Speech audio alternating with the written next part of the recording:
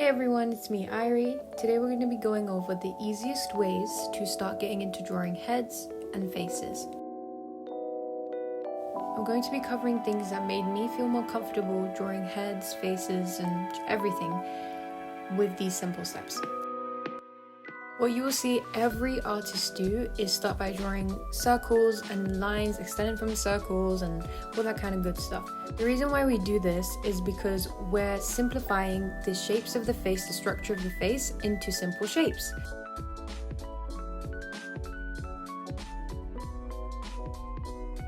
There are many different methods to start doing this. The one that I do is literally just drawing a circle and then drawing the lines extending from the circle. So if you're someone who's struggling with this very thing, your first step is to learn basic shapes. Yes, your circles, your triangles, your squares. I'm not joking. Sit down, get a piece of paper, and practice your shapes. Another tip that I would give is if you're also struggling with drawing stylized art, change your brushes around, because brushes are very important, I think, when you're doing something in a stylized form. This really helped me personally. I was struggling a lot with just drawing characters in general, and I messed around with the brushes a little bit, and once I found a brush that I felt comfortable with, everything kind of came together way more smoothly. Your step 2 is going to be learn composition. If you don't know where to place the eyes, the nose, the lips, your sketch is not going to look very good. You need to go out and learn composition. Composition in art is the way in which different elements of an artwork are combined, referring to the key subjects of the artwork and how they are arranged in relation to each other. This is going to be really important for you to get everything in line where it needs to be and how it needs to look. Proportions are also very important, so if you do this and you flip the canvas horizontally, you'll be able to see if there's anything you need to change with the compositions or proportions of anything on your face or on your character. Your third step is going to be using guidelines. If you're sitting there and thinking, why does my sketch look off, and you haven't used guidelines, it's most probably because you haven't placed something in the right place, or most probably you've drawn it wrong because that's not the right composition for that particular element that you're trying to draw. If you're not a digital artist and you're trying to draw on paper, I would say this is still a very important thing that you should do if you're struggling. Start off by using guidelines and it will come to you over time as you practice.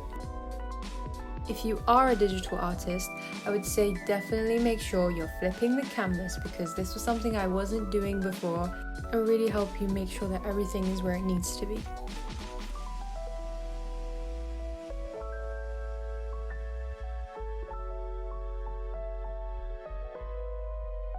As you can see, I'm going back and forth between my layers, making sure that things are in the right place. If they look off, I will move them around with the lasso tool. Try things out, mess around. Don't erase all of your mistakes, but experimentation is very important.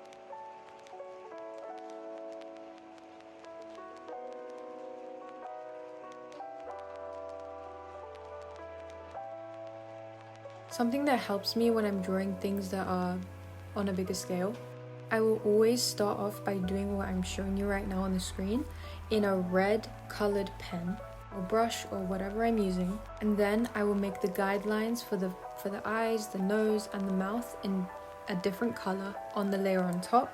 And lastly, I will go over the last layer in black over the two other layers to help me as guidelines.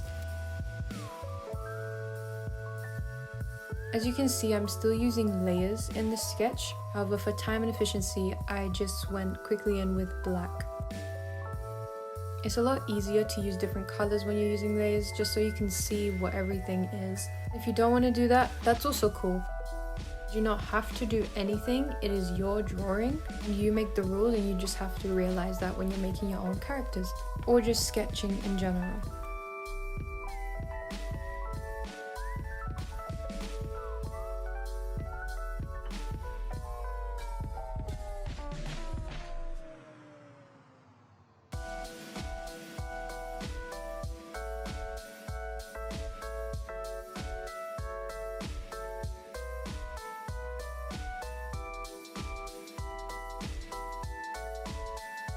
The next step is to use a reference. When I say reference, I do not mean go out on Pinterest and find a picture of an artwork that somebody else has done or a character from something that somebody else has drawn. Unless you're trying to recreate that character, you should definitely stick to just portraits of people instead of drawings. It will help you with the anatomy, it will help you with figuring out where everything is supposed to be. It will overall just make everything easier.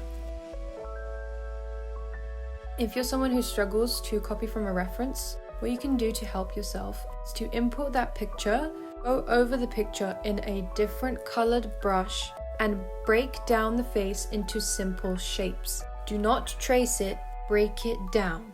Then you can hide the picture layer and use the one that you've already drawn as a guideline. So to summarize, get a picture of Google, break it down into simple shapes. Once you've broken it down for yourself to understand, use it as a guide.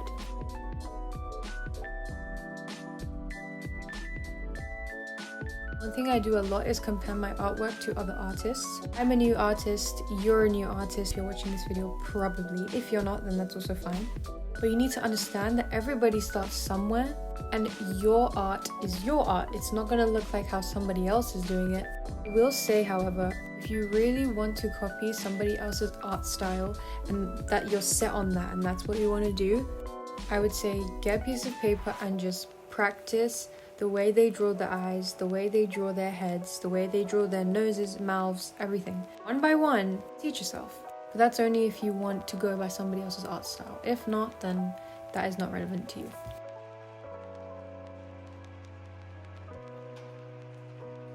Now, if you're sitting there and thinking, Irie, I've already done all of these things and my drawings are still shit. Well, then I've got another piece of advice for you, my friend. Study anatomy.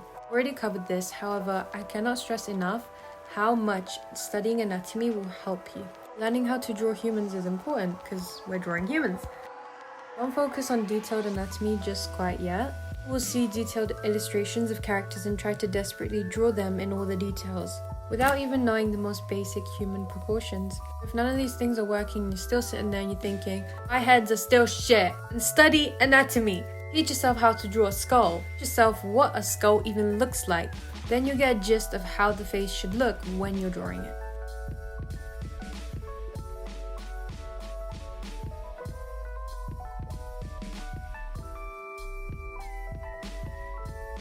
Now your final step is to practice. Oh my god, why would you say that? I really do mean it. If you're someone who's struggling with drawing faces and heads, sit down and start sketching a bunch of different heads and faces, each for 10 minutes, even 5 minutes. 5 minutes is so much better. Just keep drawing them. Don't spend too much time on one of them. Don't try to give them an immense amount of detail. Sketch one and move on. Also help you because then you'll be able to look back and see what you've done and identify the wrong parts of it. When you're drawing male heads and male faces, you want the face to look a little bit more broad. If you want your character to have a skinnier build, you still want to draw a male, you just need to make sure that your proportions for where you place the nose, the eyes and the mouth all aligned equally across the whole face. So there's 3 sections of the face from the forehead to where your eyes are and where your mouth is. Drawing a male, all these 3 things should be equally aligned.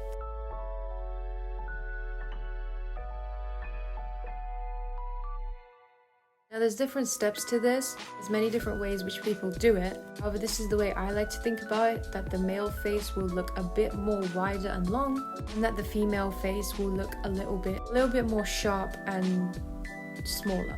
ratios on her head will be a bit smaller, so her forehead will be bigger compared to the nose and the mouth areas. However, there's different ways people do it, and it is up to you which way you study. If you're someone who tends to try to make everything perfect, you need to get rid of that habit if you want to start improving. You just need to draw something, even if it looks shitty, just let it be shitty and move on and do it again. This is what I used to do. I used to think of something and just try to do it, and all of my work was very linear. As you can probably guess, this didn't teach me anything. And I'm still learning, as you can probably see from my sketches. But the last step is practice. Without practice, you're not going to get better. And that's it. Thank you so much for watching my video.